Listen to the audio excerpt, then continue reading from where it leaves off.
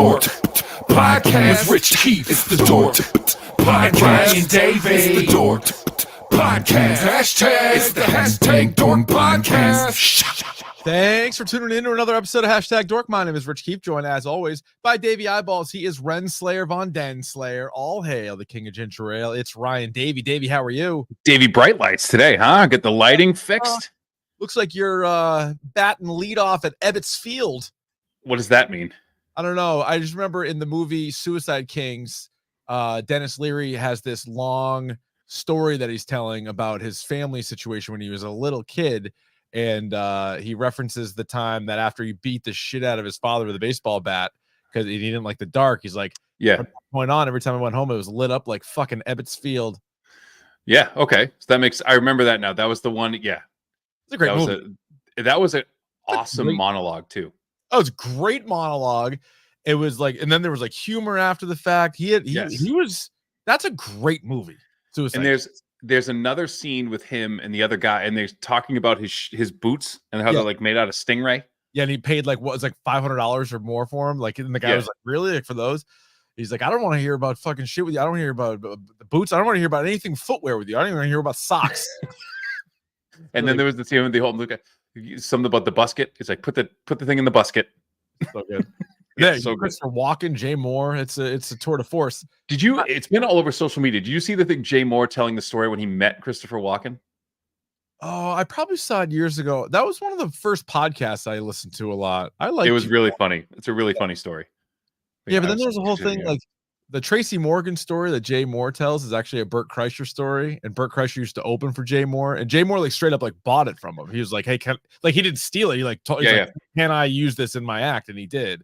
He tells it in the first person, but it actually happened to Burt Kreischer. I do that in my everyday life. I'm gonna come out and say it right now. Like Matt Damon in Good Will Hunting when he tells that story about the plane. Yeah, the story's better that way. Say that it happened to you, and then I'm like, that really happened to you? And you're like, no. Or that I was there, but I wasn't there. Yes. Oh, like Brian Williams. Yes, but it was like it's a way of like making the story better. Yeah, that's harmful. Well, as Mark Twain says, you never let the truth get in the way of a good story. Good point. So, and Big Fish has taught us anything. That's like we can wiggle the truth a little bit to make it a better story. I also have something I've been thinking about. This is sort of like a question I had that I'm like, this would be good for the podcast. Yeah. And so before you answer, this is a question that then has a couple of side questions with it. So I'm just gonna. I love these are my favorites. Yeah, I'm gonna throw it all out there at once. First things first. What is to you more impressive, remaking a movie better than the original, or covering a song better than the original? Spin-off of that is, how come they're not described the same way? How come you don't remake a song, or how come you don't cover a movie? I think there have been several like movie covers. There's always ones that like I am fascinated by people who can rearrange a song. So like not to toot my own horn, but like I do a version of Everlong that changes the tone of the song. Yeah. Like I do it in like it's a whole thing. It's a different tuning, so it makes it a little sadder, which I think is a way to do that. Like if you can your own take on something. Is it in D minor, the saddest of all the keys? It's actually is, as a matter of fact. See? So Nigel Tufton was onto something. He was onto something. Yeah. But I've played in cover bands. There's no real trick to it. I would say I don't know. What movie are you thinking of that's better than the original? The Thing. So John Carpenter's The Thing is actually a remake, and then they made another remake after the fact. So there's like 3 The Things, but I would say John Carpenter's The Thing is better. There might be some others. It's not better, but like Dawn of the Dead is really, really good. Dawn of the Dead is really good. But so I think it's more difficult to make the movie better. And maybe it's just for me, like there's so much nostalgia with the first one. I also think there can be sort of like a little trick to remake the song better, where maybe now it's like a female vocal instead of a male vocal, and you're like, oh shit, that sounds cool as hell. Like I think Or like if it's like a completely different genre, like I love when like metal bands do non-metal songs. Oh, Like that that's shit's so good. fucking awesome. Or you take a metal song. Yeah. That'll just happen with my voice. You take a metal song and make it like jazz. Yes. Like I love that shit. Like Richard Cheese. Yeah. That's the There's like jazz. like a loungy version of the, but there's more creativity to that. There's more room with songs, whereas like I think there's more examples of covers that yes, even though the original guy would be like, that's my fucking song. You're like, I don't know. I kind of like what they did with it better. You know, I think there's more examples of that. No, Yeah. I'm going with song. Yeah. Yeah. Well, no, I think it's more impressive to do the movie if you can pull that off. Oh yeah, it's I like a cover song better, but it's harder to do with a movie for sure. And I think all it's going to take is one successful director to be like, you know what? I don't remake movies, I cover them. And so I'm now a cover movie maker, and I'm just going to do covers. And Yeah, so I do Dracula movies. You know the Dracula movie? I'm going to cover that movie. I do Draculas. Yeah. It's a long line of Dracula movies. So anyway, that was just something I was thinking about on my way into work today. So Yeah, glad we get that snuffed out. Let's get to this. This week in Dork. Yeah. 2 bits of casting news Mhm. since our last episode. One in the world of Marvel, one in the world of DC. Let's start with Marvel. Pedro Pascal, who is great in everything, is going to be Mr. Fantastic in the MCU's Fantastic Four. What do you think of this? I'm happy about it if confirmed. I don't know if it's been confirmed yet, but it's like A lot of smoke. it's sort of like almost the deal is in place. Now we need to get some signatures or whatever. Yeah. And then they said that Mads Mikkelsen could be playing Victor Von Doom. Damn. No, Which we've seen people play multiple people in the MCU. Right. And we've had some sort of universe shifts. Yeah, at this point, it's probably out the window, right? They probably don't really Who gives a shit? Yeah, behind. we're just gonna put the best. And you put your best people out there. Yeah, like football. Yeah. Like I'm just gonna put the best guys out there. I don't really care who it is. Right, especially because Mads Mikkelsen is almost he was cool in Doctor Strange, but I feel like the original Doctor Strange gets kind of just lost in the shuffle, and people are like, whatever. Like I'll just take, like I don't think people care about that. It's not. It's not like he's playing Thanos and Doctor Doom. Like you can't do that. You can't go extremes on it. No, but he's such a good actor anyway. Yeah. Yeah. And it sounds like this was previous casting, but it got brought back up because the Pedro Pascal news. But Vanessa Kirby, who's been in the last couple of Mission Impossibles as Invisible Woman, would be amazing. I think she'll be good at that. Yep. I don't know how to say the guy's name, but the dude from The Bear. Evan something Moss Backrock or something. Yeah. The way it's spelled, I'm not sure, but he's awesome. Now he was already in the MCU as what the fuck's his name from The Punisher. He was, remember, in season 1 of The Punisher? Yes, and he was also in Star Wars. He was in Andor.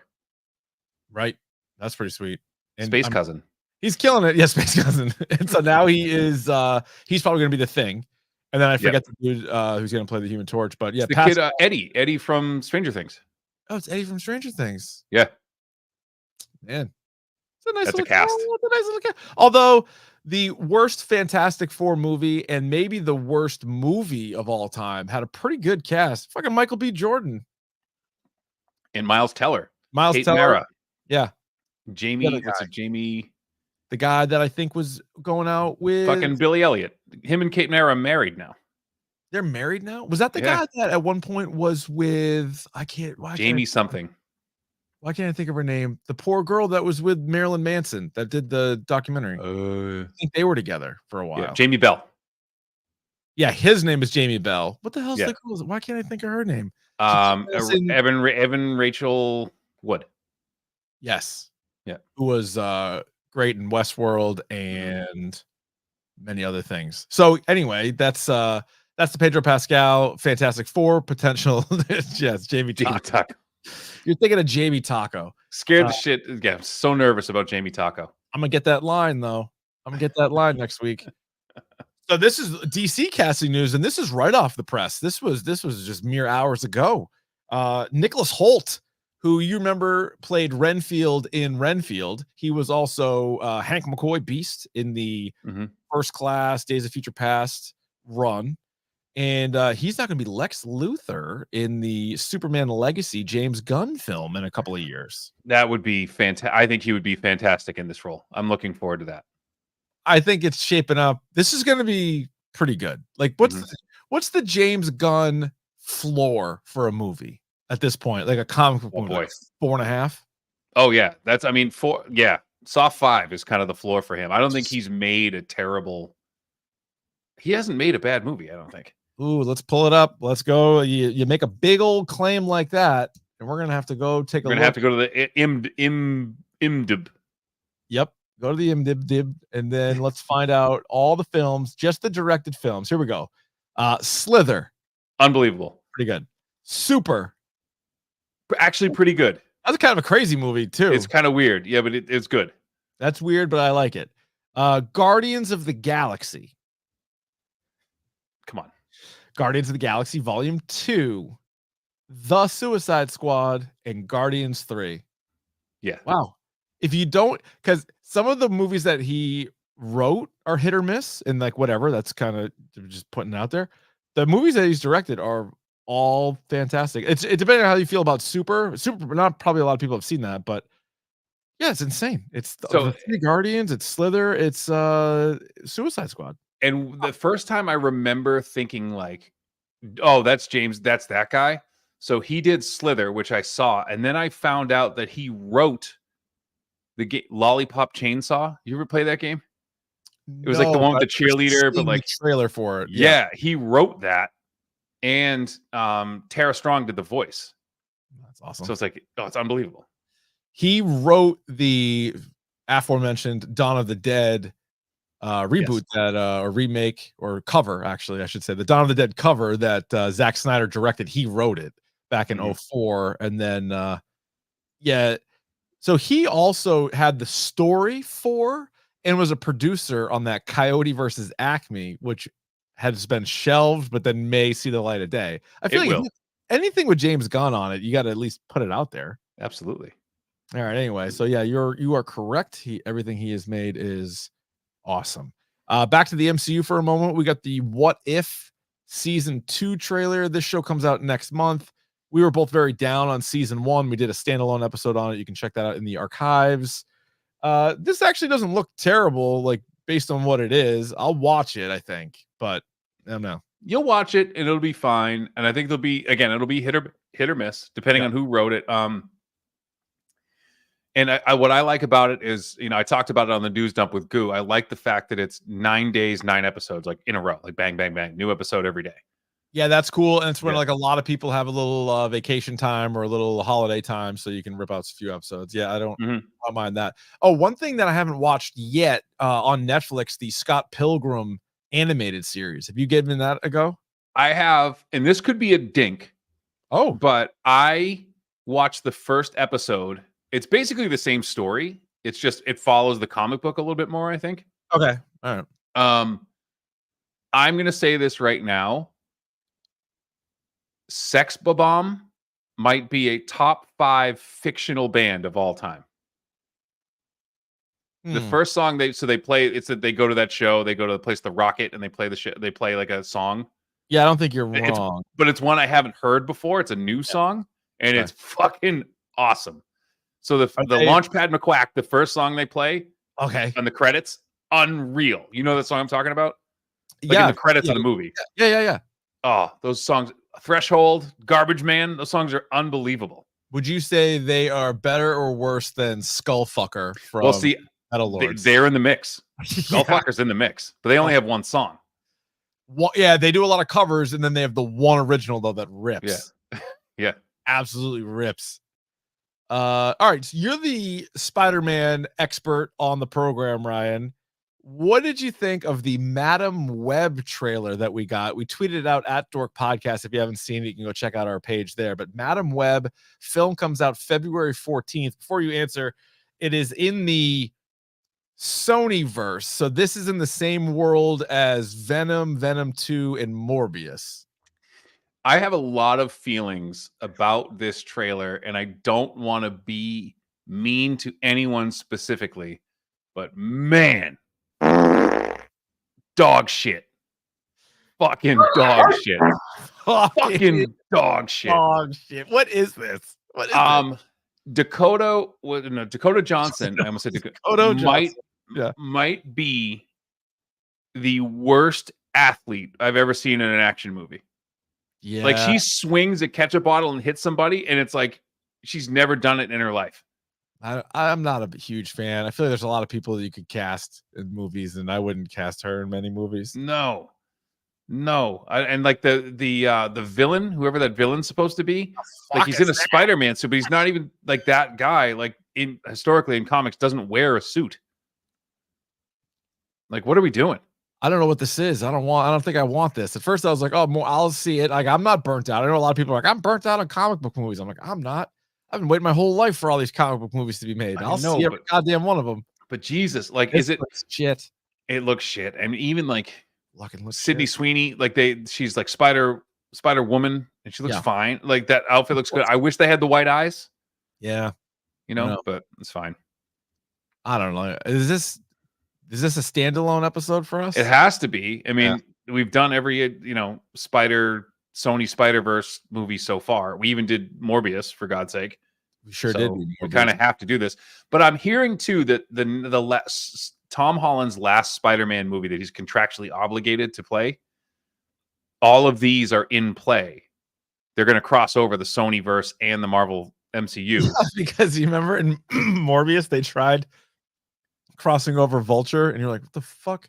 And then in Venom 2, they tried it also. Remember when Eddie Brock at the end? Yeah. So those, I think they're all coming together, and we're actually like getting to a point where this could be good. If Kraven's good, if Venom 3 is good, if this movie is passable, I don't think you need Morbius. I have higher hopes for Kraven than I do for this, but I feel like if Spider-Man isn't in Kraven, and I feel like that's not a secret Sony's going to keep. If he's in it, he's going to be in the next trailer. If he's not, then it might be a tough act to pull off.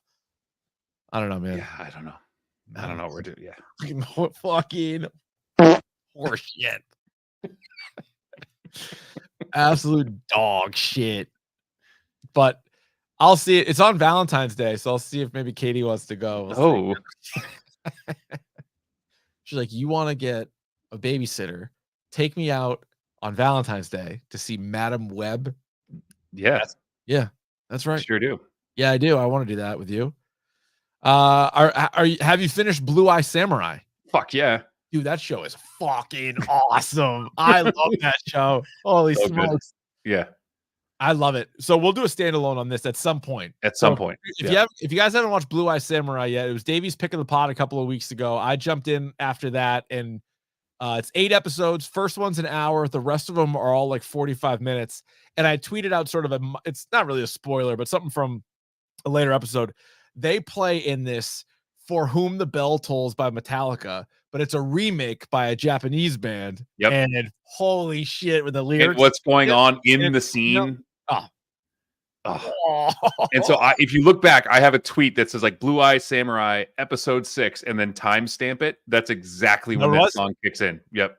That's really funny. I was like, yeah, that was great. I mean, that definitely happens. There's something about the perfect song choice in a movie. So it's why the James Gunn movies are so good. He knows exactly which buttons to press with the songs. There's a synesthesia to that like it's great.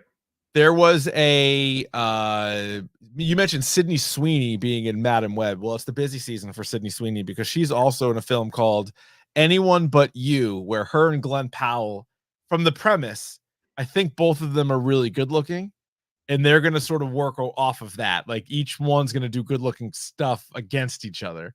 So it was funny. Like I was watching this trailer, and you remember that? So in the later, when Will Ferrell was on The Office, and Andy Bernard just kind of had to like keep falling down and keep like hurting himself to like make him laugh, and he says like, "I guess this is my life now." Right. So I'm watching this, and poor Sydney Sweeney, I think she's super talented, but this whole trailer, she's like as naked as you can get, like on a movie trailer. Yeah.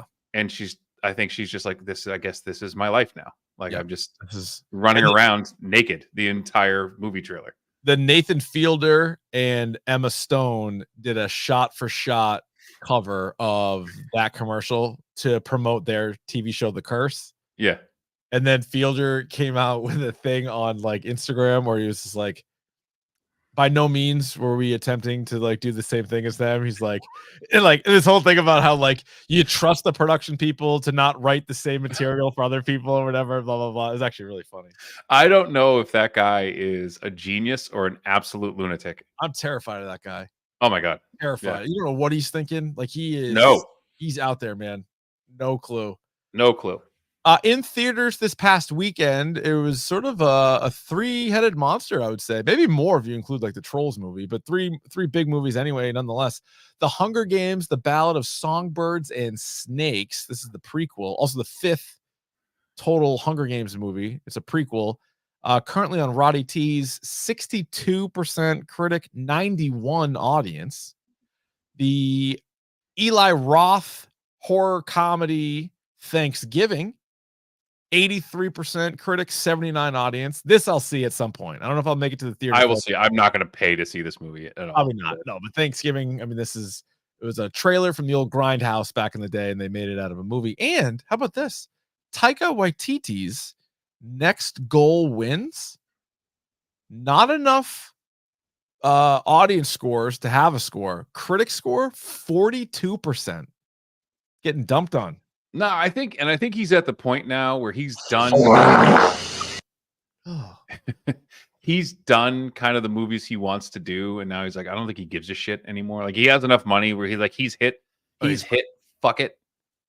Which I hope we all get there someday. He's like, fuck it. I think this is one of I'll make your Thor movie, but I want to make this one. Like this is my movie. Yeah.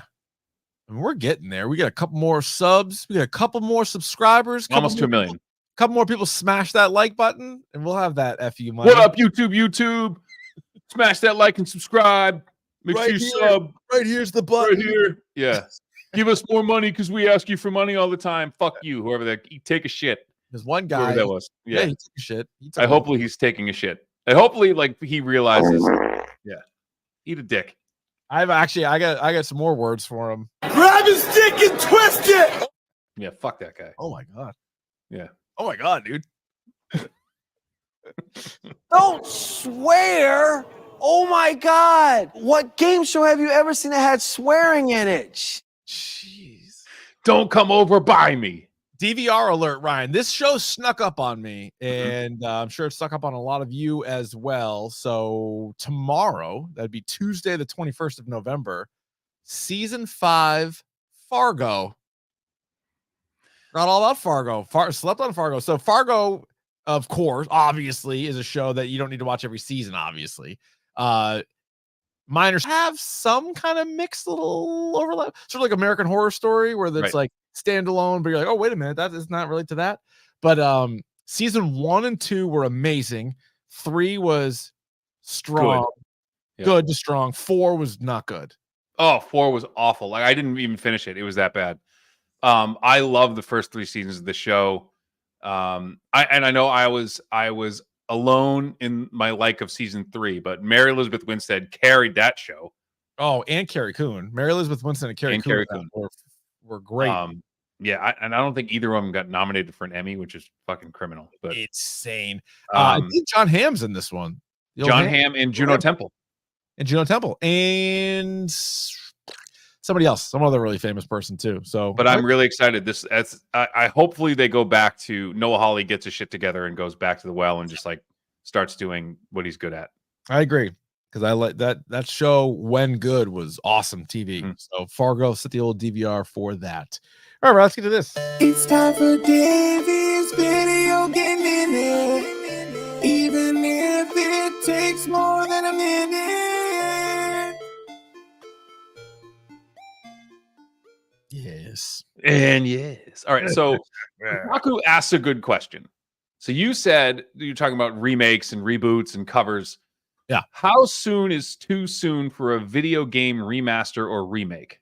Because they are now remastering The Last of Us 2 strictly for PlayStation 5.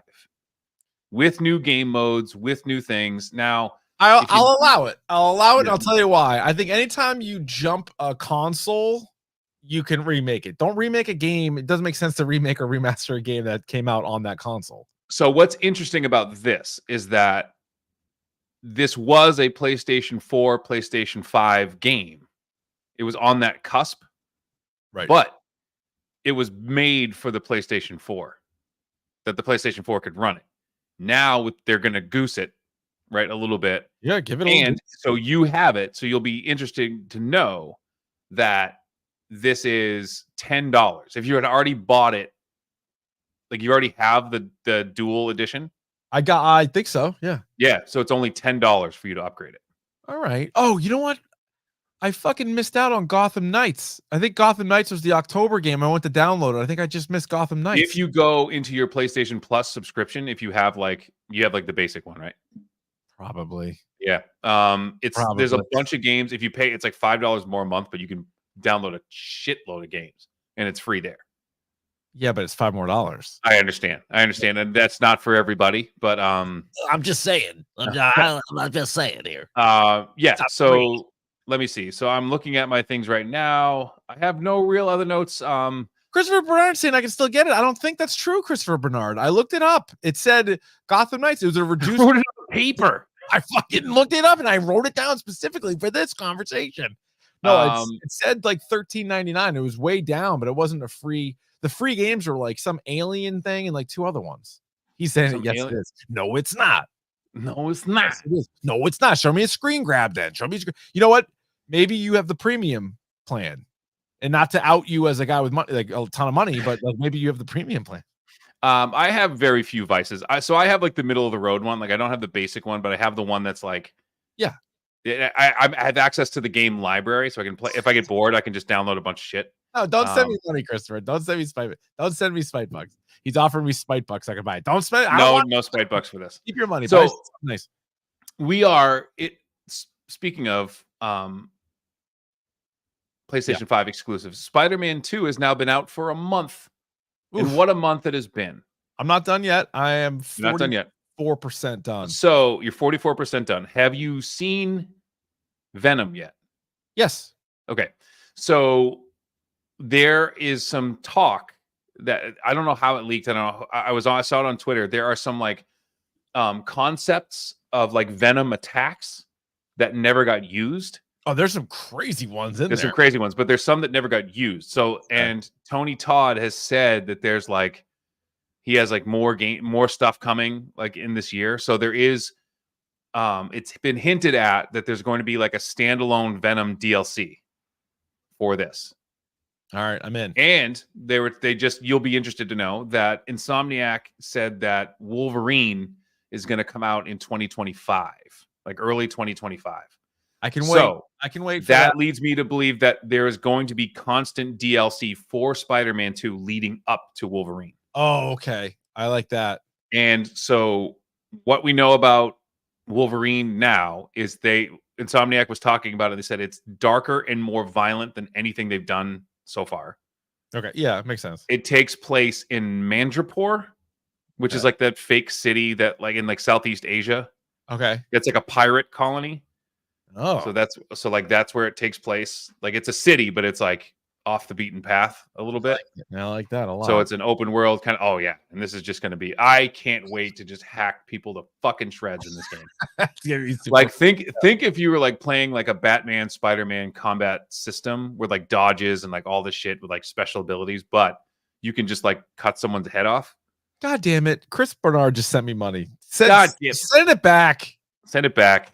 Send it back. Stop it. Stop it. Actually, you know what I'm going to do? And this is, I don't know if this is, people are going to like this or they're going to hate it, but I'm going to ask Santa Claus for a PS5 camera. And then that way I'll stream a little bit more. I'll still stream probably a couple more times until then without the camera. I know it's not as good, but I did Spider-Man. I'll rip Spider-Man again. If I do get Gotham Knights, and I guess I kind of have to now. Thanks a lot, Chris. Then I'll rip some Red Hood. I'll play as Red Hood and see how that goes. So knowing what you know about Insomniac and Spider-Man, this is the last question I have, and I know we're way over my minute. We're way over my time here, but Jesus. you see characters show up in Spider-Man that you're like, oh, that's cool. Like it's a surprise and there's some Easter eggs and whatever. Whomst do you want to show up in Wolverine? Who do I want in Wolverine? Who would show up in like Mandrapore? Like who would you want the main villain to be? Who do you want him to versus? Mr. Sinister. Mr. Sinister's a good one. I think that's who I want. Who do you want? I want some Sabretooth. Sabretooth. Got to be Sabretooth. Well, if you think like Venom is to Spider-Man, that Sabretooth is to Wolverine. Yeah. Although, depending on like what version of Wolverine we get, like Hulk, like Wolverine Hulk would be pretty sick. Oh, what do you want for a suit? Oh, Omega Red. Omega Red would be good. Silver Samurai would be. Mandrapore would leave it to like Silver Samurai would be. I don't think you're gonna get that. Flight. Yeah. Sasquatch. I mean, there's a lot of different ways you could go with it, but do you think any of the X-Men show up to like help or to like side quests? Yeah, I bet you get like a little, like just a sprinkle, not a lot. Maybe like a teaser of it, just like a taste of X-Men. But yeah, that sounds awesome. I would love to see some Storm in here. Storm would be good. Yeah, like Storm. Very good on Storm. All right, Ryan. Very good as always. Let me ask you something now that I got you here. You all ready for bisque? I don't know what that means. I don't know. I'm sure. Topic of the day. Well, today, I'm glad you asked. It's Loki season 2. Disney Plus series, MCU phase 5. It ran for 6 episodes in total. And we begin all of our movie and TV review spoiler free. Ryan, did you like it? Enough. I like this enough. I have issues with it. Something I've never. Bottom line, yeah, I liked it. I mean, it doesn't have to be yes or no. It is a podcast. It is binary. That's like this is our version of like Roddy T's. Like, did I like it? Yes or no? Yes, I liked it enough. I'm glad you asked because I wrote down some thoughts. My first question should be: did you watch it? I have absolutely watched it. Now, I have a unique issue with this that I've never had with another MCU show. Big market tease. I kind of have an idea of where it possibly could be going. Actually, yeah, I kind of do. We both gave season 1 of this show a 5 out of 6. I believe it was episode 250. If you're like dying to hear what we said about Loki season 1, you can go back and check it out. That was really good. I think many people have Loki season 1 as the best of the MCU TV shows. I personally like Hawkeye the most. I would also accept WandaVision as an answer for like the best MCU, not counting the Netflix stuff, but just the Disney Plus MCU shows. I know Loki season 1 was a lot of people's favorite. It was mine, okay. I believe. I thought, okay. All right. So season 2, what do you think of the overall story of the show? The story at like front to back, like if you just look at it from 30,000 feet, this is a good story. Yeah, right? I think so. I like where what they were trying to do with this. It's creative, it's interesting, it's unique, and fits that character very well. Yeah. So the characters, it's mostly characters that are brought back from season 1. We are introduced to a couple of others. There are a few from season 1 that we see a lot more of. I thought a couple of the characters were particularly strong. I thought Owen Wilson, his Morbius was really good this season. I don't know how to pronounce his name. Is it Ke Huy Quan? Yeah. Awesome. Short round data. Like, did you see? Amazing. Perfect. So he said, "Oh, he was so good." And did you see he wore? If you watch it again, because I saw the tweet and I went to see if it was true. He's wearing the fucking belt, the data belt from Goonies. God damn it. Awesome. It's like a nut. Yeah, he's great. He was. He stole the show. And it was because Everything Everywhere All at Once came out, and I think Kevin Feige was like blown away by it or whatever. And then I forget he expressed interest in one or the other, asked him if he wanted to be in it, and then like they got it to happen, and boom, he was in this, and he might have been the best part of the whole show. The action I'm trying to think. I don't think anything really like knocks your socks off. There was a few cool scenes, and again, it's Loki, so you're dealing with like some sort of like magic, and then like the timekeepers and like their shit, like they have their kind of weapons and stuff. But I thought it was fine. Nothing that was gonna like knock your socks off. There was one really good fight scene towards the end that I thought it was interesting. Okay, yeah, right. I like that.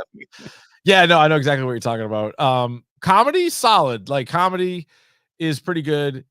Again, I think you go back to Ke Huy Quan is funny. Owen Wilson's funny. Loki, not necessarily, right? Like I think he provides some humor in the other movies that he's in, because like Thor and Thor 2 are like so dark that like he provides a little bit of that.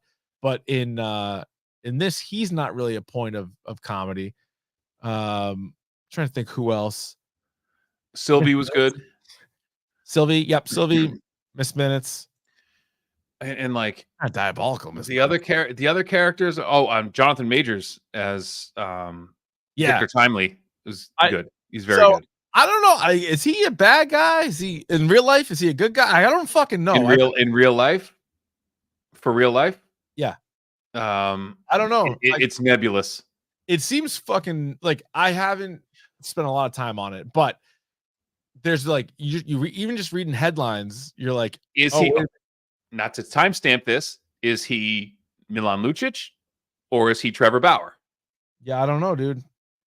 No, because then at one point with Jonathan Majors, it was like he's being like either sued or whatever for this, and then it's like, oh no, now actually that person is getting like an assault charge, and I'm like, I don't know what the fuck is going on. And there's like proof to it, but like my head's spinning on that.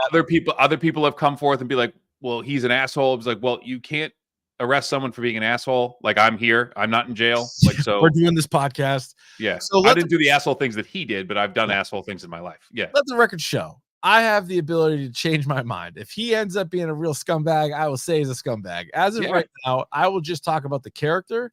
I think he's great. I think he's a great actor. He's an incredible actor. I think He Who Remains, Victor Timely, Kang, I think is next level. And I understand why they might need to pivot. And I've heard all those conversations about them having to pivot, but just in the moment when he's on screen, I think he's riveting. Like I am like drawn into what he says. The end of season 1 of Loki is the best part, where he's fucking sitting there and he's just like, he's just dropping all this knowledge on you. It blows my mind. And the fact that like he's, thousands of steps ahead of some of the smartest characters in the MCU. And I think that was really compelling. Yeah. But and I would say that scene is probably the best thing since Endgame. Like that scene with the three of them. Yep, I agree. And how he ends it with like, see you soon. Fucking cold-blooded. Yeah. We always talk about, especially with the TV shows, but even the movies, actually, like the importance in the MCU. And I would say this one is very important. And that's why, like last week when we were doing Captain Marvel, I was like, there's certain things I wanted to say because I was already done. Yeah. So I was like, because they actually, in a way, kind of time together for something going forward. But I think it's super important to the MCU. Question from Josh in the chat. Do you think the MCU Disney Plus shows have overall enhanced or watered down the overall MCU? Neither. You think neither? I think more enhanced, and I think there's a lot of it, clearly, but I think like introducing Kate Bishop and getting more of a background into Kate Bishop before she gets thrown into the movies, I think helps. I think all this stuff they're doing with Loki and introducing Kang, I think that helps. I think the WandaVision stuff wasn't a perfect landing, but I thought it was good. Kind of, established Monica Rambeau a little bit and sort of what Scarlet Witch was doing going forward. So overall, I like it. Like, it's not all going to be home runs though. But on the flip side of that, you had like things like Secret Invasion, like She-Hulk. Yeah. What else am I missing? Moon Knight, which was good, but like, does that matter now? Like, is that like a one-off thing? You had What If, like, does that matter? Like, so there's things that are, Miss Marvel, which I know ties into the movie, but did we need that? So like, I think it's oversaturated. I think that you need to do less. And I understand that these things are, Do with the less. exception of the Marvels, like these things are fucking money machines. Have been historically. And I think, again, I do think that superhero movie fatigue is real. I think people need a reset here. Like you need to do something else. Well, I also think it's interesting because I heard somebody shitting on Marvel movies today, and they were like, "Oh, maybe it's time to stop making them or whatever." And Is it I was Ridley like, Scott? no, it wasn't Ridley Scott. It was no, it wasn't anybody famous. It was like I was actually, it was funny. I was flipping radio stations, and it was like a music station, and like in this like 10 seconds he's allotted to talk, he was talking about the Marvels not doing well at the box office. And then I'm like, I would like to see where it finishes for the year compared to other movies. Mhm. And I know they spend a lot of money on it, but like it's almost like when a NFL game doesn't put up monster numbers and like, oh, bad week for the NFL. And you're like, compared to who? Like To whom? Yeah. It still fucking destroys every other thing that's on TV. And But- so I wonder if the Marvels is still going to end up being what? How many movies come out in the year? And then like, will it still be a top 20 movie of the year? Like, I bet it is. Probably. The other thing too that I think we're losing sight of here is that not everything has to connect to other things. Like you don't, That's and I true, too. feel like every time a new comic book property or show or like a movie or whatever, like they go into it thinking this is going to be 2 or 3 movies, and like it can just be one. Like if you never got another Robert Pattinson Batman, that's fine. You're going to. That's what it is. But that's as a Batman self-contained movie, it's fucking awesome. Like just leave it. Right. No, I agree. I agree with that. Would you call Loki season 2 a must watch? Yes. Yeah, I think if you plan on keeping moving up with forward, this, if you plan on, yeah. I agree with that. All right, anything else spoiler free before we get to this dork score? No. All right, what is your hashtag dork score for Loki season 2? Feel like I've been giving out a lot of these recently, but I'm gonna go 4.5. Same. We're not going to argue too much on this. I don't feel like, because and it's funny, I watched this almost simultaneously. Like I probably watched like 4 of these episodes, and then I saw the Marvels, and then I finished this, and I was like, it's all pretty good. It's not great, but it's not bad either. It's better than a lot of other things on TV. I was happy I watched it. So yeah, dueling 4.5s. If you're in the chat, let us know what your score is. Feel free to hit us up on Twitter and Instagram at Dork Podcast. Also dorkpodcast@gmail.com if you have a lengthy review of the film, and what your dork score would be. Let's get to the spoilers. Spoilers! Spoilers! Spoilers! Here come the spoilers! All right, one of the things I realized with the show is that the first couple of episodes was like, all right, they weren't bad, right? They sort of like eased you into it, and what sort of helped was Ouroboros, Ouroboros is the title of the first episode. And again, this is Ke Huy Quan's character, and he works the TVA. He actually wrote the book. He wrote the goddamn manual of the TVA. And you find out like Loki is time slipping. Like he fucking like, he's there, he's not. He's like he's going crazy. But like going to him and just like him, like his little layer, like where they show him where you first get introduced to Ouroboros. Yeah, it's just great. Like he's by himself, he's working on all this shit, he knows how everything works. He sees Loki and he's like, oh, I know what this is. And it's like he, to me early on, because I'm like, am I gonna like this show? Am I not gonna like this show? And I'm like, all right, at least you have him. And that sort of allowed me to, keep going really on the show. And this is what I was getting towards. Like one of the things I had a problem with this is like you introduce all these things in the first 2 episodes, and then not a lot of them kind of pan out, or they rush it towards the end. Because there was this moment where like, yes, Ouroboros wrote the manual, but like Loki was going back and telling him what to write, or like telling him what to do. So it was like that loop. So like chicken and egg kind of thing. Well, like it was also a lot of the Doctor Strange, I've come here to what does he say? To bargain. I've come to bargain. Yeah. A lot of I've come to bargain. here's where my issue was, and this was the big market tease. The one thing that I had a huge issue with this show is it was only 6 episodes. It should have been 8 or 9. Like This I should have needed been more. yes, That's the because point. it had to be more, because there were so many things that they kept talking about that you never saw. Because the whole thing that they were like trying to get around was all these Kang variants that were going to come and fuck shit up, and you never saw any of them ever. Like all these variants are coming, and you never saw any of them. So what the fuck was the point of that? You needed to flush that out more. Like they needed to run into another one. So that's why I think this timely. That's why I think this has a lot. This is like a setup. This is sort of like the prologue to Kang Dynasty and like some of that stuff. Like, and so whether people want to penalize the show for it or not, like I get it, because I think it's going to be more going forward if they stick with this plan. Like if they decide to do more of Jonathan Majors in the MCU, because they do set it up that way. And just to jump ahead a little bit, like one of the great lines and sort of a great tie-in is at the end where the TVA is now solely dedicated to keeping an eye on He Who Remains variants. And Owen Wilson has a line about like, yeah, we saw one on Earth 616 in an adjacent realm, but he's like, but they took care of it.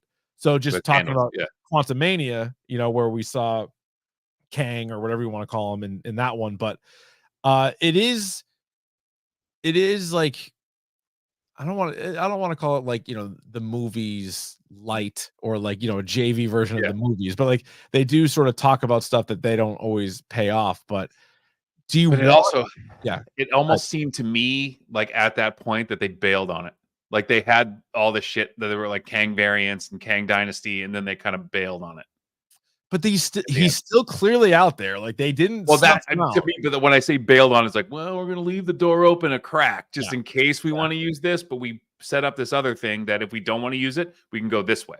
But so to me, and I think the TVA is going to be super important. And we were talking last week with the Marvels about them teasing like the debut of the X-Men. Potentially, they've swerved us before, but they could go X-Men route. They could go all these different like multiverse stuff.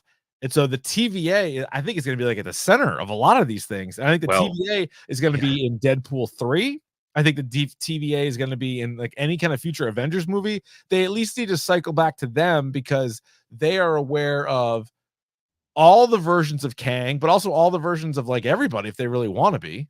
Yeah. And the crazy thing is that now Loki is literally and figuratively at the center of all of this. Yes. So so at the end, I mean, it was kind of a cool thing to get something Asgardian back into it, because what he creates is, again, forgive me. So what he creates is Yggdrasil, the tree of life, in the Norse mythology. That's what he makes. I knew that's where you were going. Yeah. So go ahead, hit it. Or even the Romans and Greeks. It's Norse. Oh, I do have Scotty or Scotty. Yeah. So this was an interesting twist on timelines, right? Because that is the tree that houses all 9 realms. It's the bridge between living and the dead. So it has like this huge mythological significance that Loki is now at the center of that. So he does eventually his glory. The last episode is called Glorious Purpose. And his whole thing was like, they even show it like right before the episode, like he wanted a crown. He keeps talking about his throne, and his glorious purpose was to sit on a throne and have blah, blah, blah. He got it, but at what cost? Right. Right. Exactly. Mm-hmm. And so he's literally at the end of time, which is fucking cool that's a thing that they have in the Loki show. But so he's at the end of time. That was a cool episode, and I think similar to season 1 of Loki, like the end was pretty badass. The end was sweet, and if the early episodes were better, I would have given this a higher score than a 4.5, because the last couple episodes themselves were better than a 4.5. Yeah, it's sort of that was such a cool image and a cool payoff to a character who's been in it since Jump Street, right? He was the bad guy in the first Avengers. He's obviously in Thor, which even predates that. So like Loki, like Tom Hiddleston's been playing Loki for a fucking long time. Ever. And we talked about last time about how he might be an anti-villain, right? Like he does way more good guy stuff than bad guy stuff in this series. And but a cool kind of scene throughout where he's seeing the shit go bad. Every time Victor Timely goes out there, he gets spaghettied, and they're like, how are we gonna do this? How are we gonna do this? And then he goes and talks to Victor, and he figures out the fucking the time jumping and or the time skipping. He can figure all that out. And eventually he's like, all right, I'm gonna destroy the loom, even though that's what's keeping it together, but he's gonna save it. And so he is able to get like all of the timelines, like gives him life again. But now he just goes and holds it. So do we see Loki again? Yes. I think you see him. I think he's going to be, so this is what I mean. Like you leave the door open a crack. I think if the Jonathan Majors thing blows up in their face, because someone said, I was reading something today, there's a clause in his contract that he's the only person who can play Kang. Like they can't swap him out. No, they cannot swap him out. No, like they can't Don Cheadle him. They can't, or Terrence Howard. Like they can't swap him. I don't like think it's in his contract that so he's Kang. Like that. No shit. Yeah. So like you can't swap him for anybody. So I think what's going to be interesting is now you can do Secret War with Loki. So now Loki's the gatekeeper for the whole thing. Like he can set them up on a planet or whatever. But the other thing you mentioned, like the time slip, is like Loki figures it out at the end, but they never explain how. No, he's like, I know how to do. He's like, I know how to do it now. They're like, what the fuck? Like how? Yeah, he didn't. We don't know how. We don't know. How.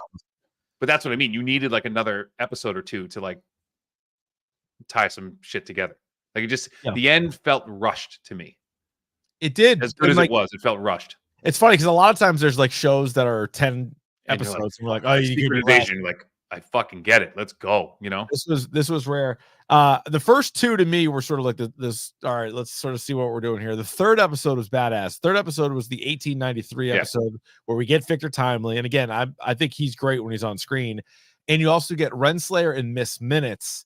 And I'll tell you, Miss Minutes, diabolical, and maybe the scariest character on the whole show. Like when she's like when shit's going south, and like when her face like it's kind of crazy. She's scary. And there was this whole thing where she's yelling at Victor Timely, who she thinks she's yelling at He Who Remains, and she's not. And he keeps saying, like, I'm not who you think I am. Like, I don't know what you're talking about. And how he didn't give her a body, and he said he was going to, and they were like in love. Yeah. That got creepy. That got very like, she was like, I love you or whatever. And then he's like, see you later. He was like, he shut her down. Remember? Like, Miss Minutes out. But we also get a big backstory reveal of Renslayer, and it's Miss Minutes who tells her, and it's sort of a tease from episode 3 to episode 4, and that Renslayer and He Who Remains were working together, and Renslayer was actually in charge of that army.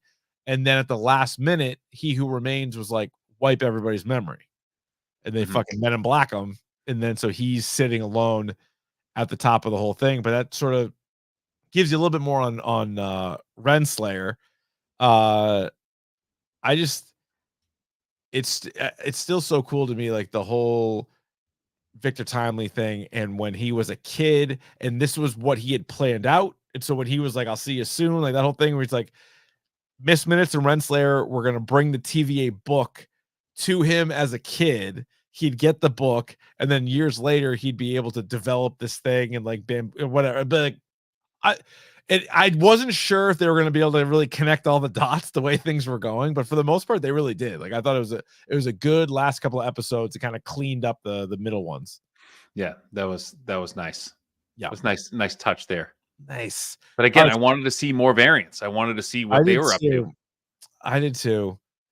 So we think we could see Loki again, and so is he just chilling there, like holding on to those things like balloons? Like what does he do?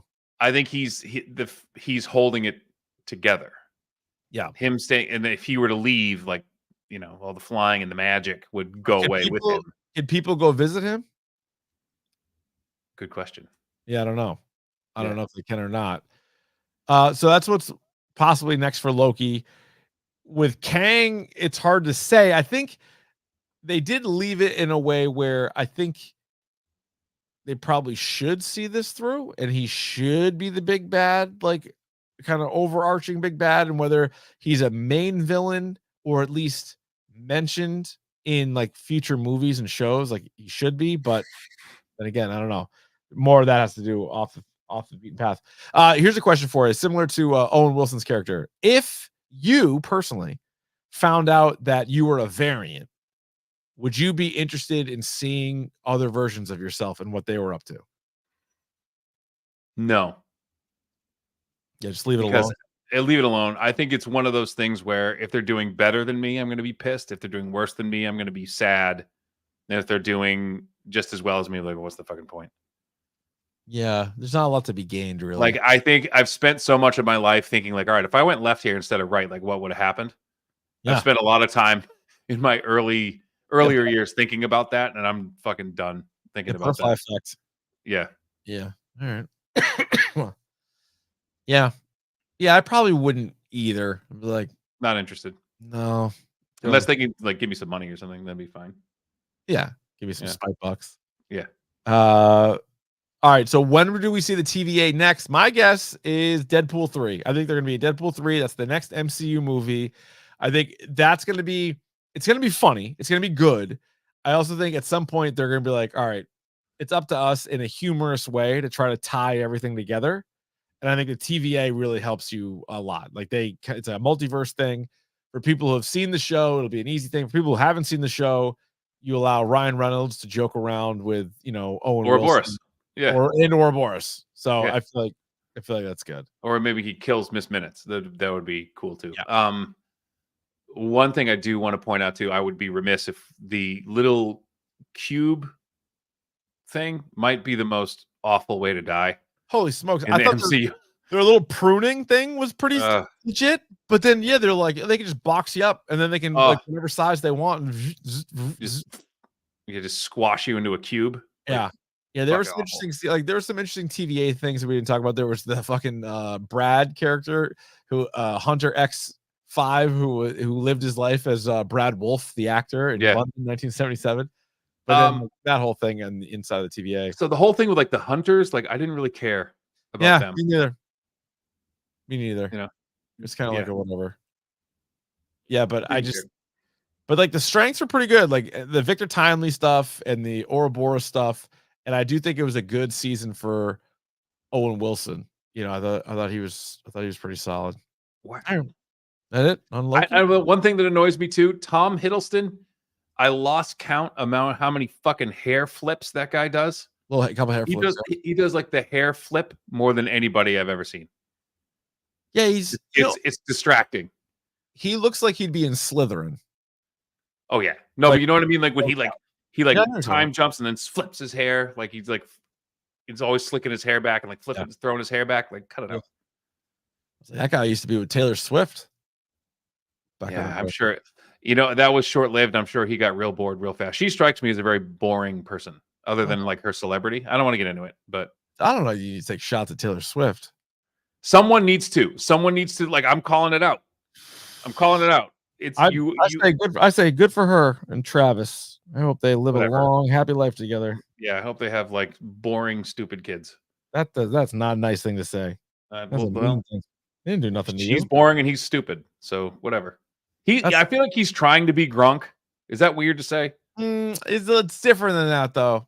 I think he's trying to like fill like the meathead persona that Gronk that hole that Gronk left. Yeah. No, I mean I actually don't mind him. I don't mind him. I watched the Jason Kelsey documentary the other night. See, he's more interesting to me. He's the interesting of the two. He's a real ham and egger, that guy. Yeah. Fucking offensive lineman for 12 plus years, 6th round pick. Yeah. Yeah, but no, I actually don't mind those guys. They're okay in my book. All right, that's Loki season 2. Let's see. What is the next MCU Disney Plus show? Is it Echo? Or is it something else? Echo on. Oh no, What If? So What If is going to be coming out at some point. Then Echo. So I almost think Echo ties into the Spider-Verse too. Not animated, but like the Tom Holland Spider-Man thing. It's going to tie into that. Yeah, so What If is December 22nd, Echo is January 10th, and then I believe Agatha Darkhold Diaries is late 2024. Wasn't that called something else Yep, before? it was. I'm looking at Yeah. it now. It says Agatha Darkhold Diaries. Red Shoe Diaries, though, people would watch. Eh? Yeah. Eh? Good smut there. Pick of the bomb. Pick of the bomb. Pick of the bomb. Pick of the pun. All right, Ryan, would you like to kick, receive, defer, or you may also choose at this time to defend a goal? I will receive Okay. because I feel like I've been deferring a lot to Uh-huh. you. So the first thing, tomorrow on Netflix, there is a new Mike Birbiglia special called The Old Man in the Pool. I love, so not only is he a graduate of the school where I currently teach, Correct. but I love his style of comedy where he basically he tells it's a story. So like it all has a theme and there's a story and it's very round and it's very good. Yes. But he has a new special coming out tomorrow. And obviously, we are into the third week of November right now. We are absolutely crushing it. Thank you to everybody who has donated it. I'm donated to this point. We still have 10 days to go. So I might have a little surprise for the people on Friday. So last year, I don't know if we did it last year or the year before. There was a live stream which involved me embarrassing myself in front of people. That may come back. Wow. So be on the lookout for a Instagram or Twitter poll involving that. Okay. What Like you want to anytime see. you can embarrass yourself, I'm in on So, that. hey man, drawstrings is here. that got a big pop from people. I thought it was like a throwaway thing that was not planned. Oh, Davey Drawstrings. Davey Drawstrings is here. And then you saw Jack Black doing it. Yeah. Yeah. So He's on to you. he's on to me. All right, very good. Oh, so this isn't really a pick of the podcast. I haven't watched it yet, but I believe Oppenheimer is available on digital and all the. Oh no, tomorrow. Well, by the time you're listening to this, Oppenheimer will be available on 4K, DVD, Blu-ray, digital, however you want to consume it. So I haven't watched it yet. I will certainly watch it by the time the year is up, so we can do our dorkies and make sure I got all my T's crossed and my I's dotted. So for the people who haven't seen it or want to watch it again, Oppenheimer comes out tomorrow. All right, Ryan, that'll do it for us. Thanks, everybody, for listening to this one. Tell a friend, tell a dork to check out the podcast. Hit us up on Twitter, Instagram, and YouTube at Dork Podcast for all of them. Very simple. And you can send in your should I have bought this to dorkpodcast@gmail.com. Finally, Ryan, promised me 1,000,000 times over that you never do another rule. Yeah, man, I'm not gonna promise you that.